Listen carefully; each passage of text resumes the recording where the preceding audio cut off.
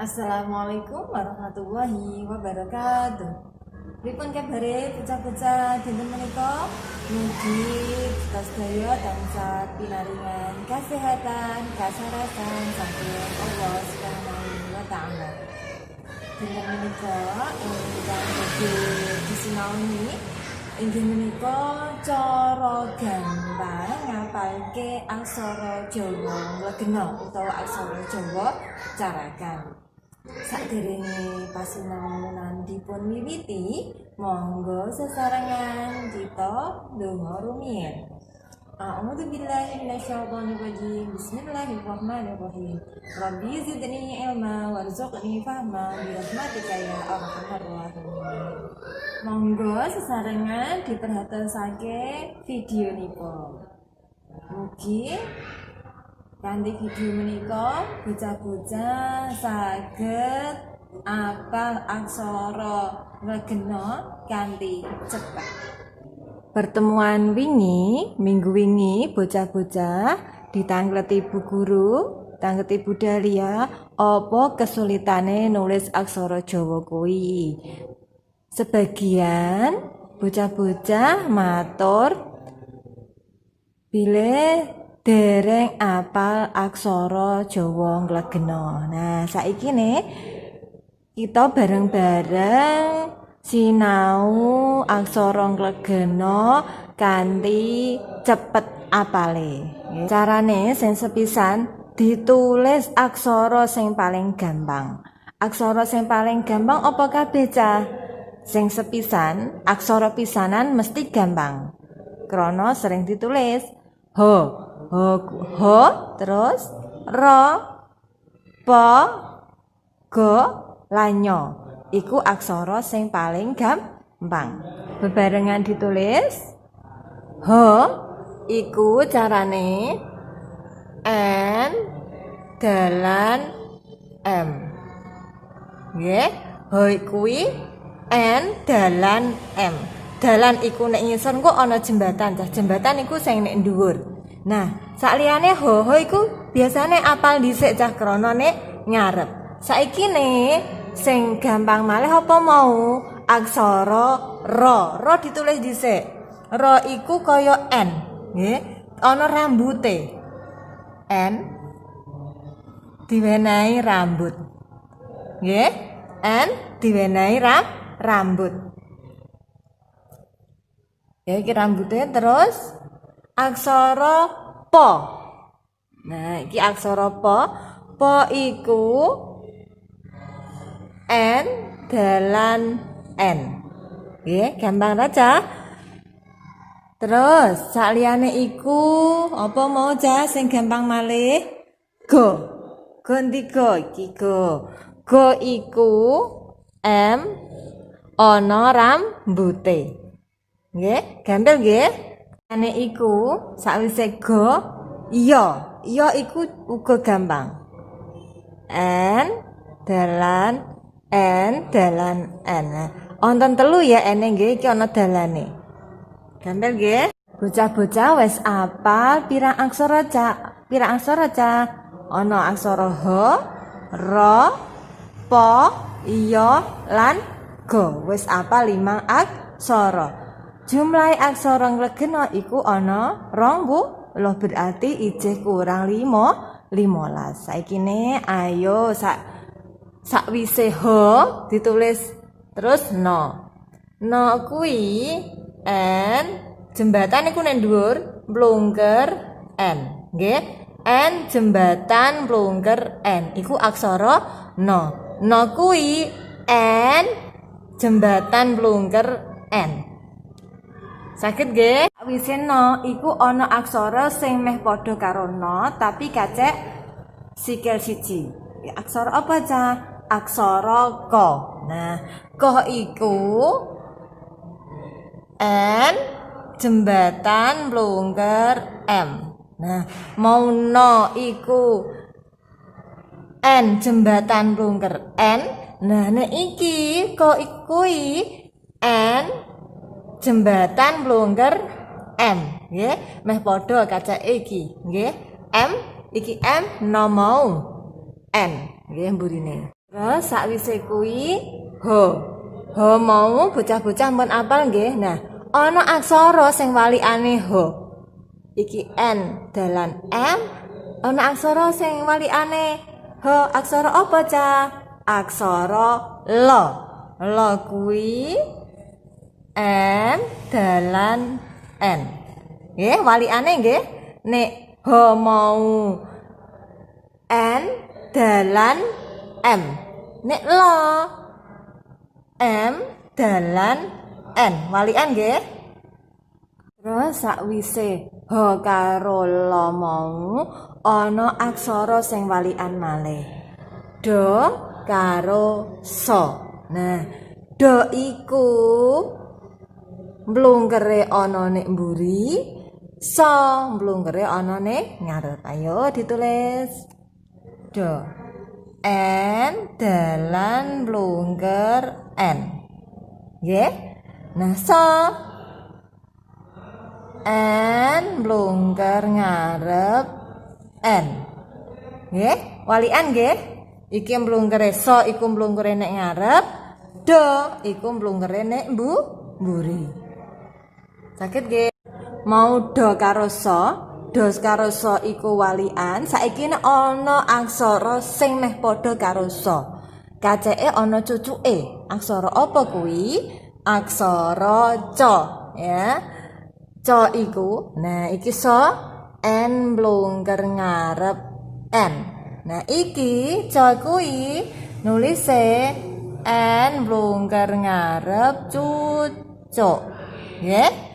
N mlungker ngarep cucuk. Ana cucuke mboten N, tapi nganggo cucuk. Iku aksara ca. Nah, ana aksara malih, mau aksara so karo ca ya meh padha. Bedane apa? Bedane ana mlungker, ana cucuke. Padha-padha ana mlungker ngarepe, bedane iki ca iku ana cucuke. Terus ana aksara malih sing meh padha karo ca. Aksara apa, Cah? Aksara wa. Nah, wa iku tulisane piye kok meh padha karo ca? Iki N kira ana wa iku ora ana mlungkere, langsung dalan cucuk. Nah, nggih. N dalan terus cucuk. Nah, padha nggih. Bedane iki ana mlungkere nek ca, wa ora ana mlungkere. Wonten aksara malih sing meh padha karo wa. Yaiku aksara apa? Aksara do. Nah, do iku beda karo da ya, Cah ya. Iki do ora nganggo h, iki done nganggo h. Nah, done kok meh padha karo wa. Tulisane piye? Nah, tulisane N iki w cucuk. Nggih. N w cucuk iku aksara do.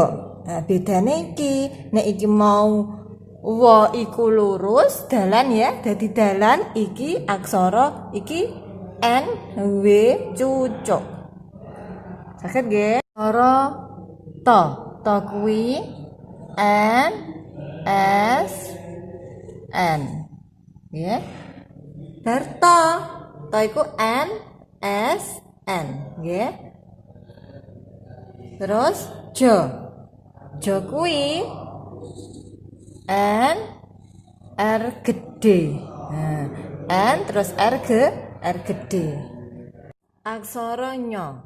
Aksara nya iku nulise N stop kriwil M. Ya. N stop kriwil M. Nggih, saged nggih. Nah, nya ba karo ngo iku kaya kakak adik. Nggih. Nya iku paling gede, ba iku sing tengah, ngo iku sing paling cilik. Nah, iki sing ba N stop kriwil N. Nggih. N nek iki mau M iki sing tengah N stop kriwil N. Nah, sing ngo N stop kriwil L. Nah iki nganggo L cilik nggih. Nah iki N, iki M. Nyor mo kuwi N cucuk mlungker N ya. Mlungker nggih, iki ana mlungker-mlungkere loro terus N, ana cucuke. Saise kuwi aksara to. To kuwi N iki E, kaya E nggih. Kriwil L. L cilik N mlungker iki kaya E, N mlungker E, kriwil L. Nggih. To iki meh padha karo ngo. Nah iki E iki di stop kene, nggih. Mun mudeng nggih, mun paham nggih. Nah, saiki ne dibaleni malih cah. Ho kuwi N dalan M. No kuwi N jembatan mlungker N. Co kuwi N mlungker ngarep cucuk. Ro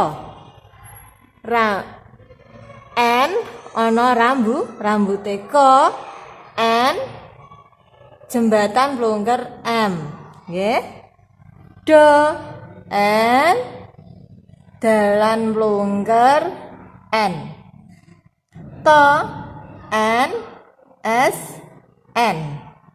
So N mlungker ngarep N. Wo N cucuk. Lo walikane ho nggih. M dalan N. Sakit nggih? Terus po kuwi N dalan N. Do N W cucuk. Terus jo N dalan R gede. R gede nggih? Iya. N dalan N. Wonten telu nggih. Terus nyo N iki sing paling gede nggih. N stop kriwil M.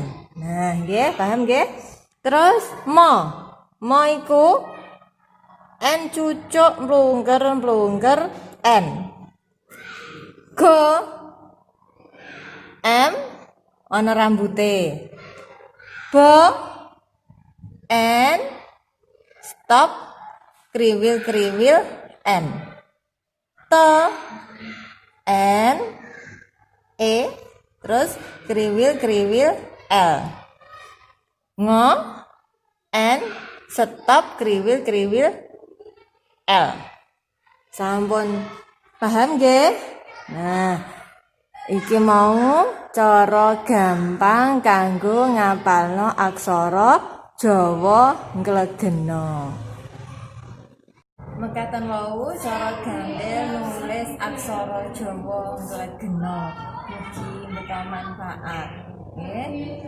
Mugi bocah-bocah tambah semangat oleh sinau aksara Jawa. Dan kita akhiri kanthi wausan hamdalah. Alhamdulillahirabbil alamin. Assalamualaikum warahmatullahi wabarakatuh.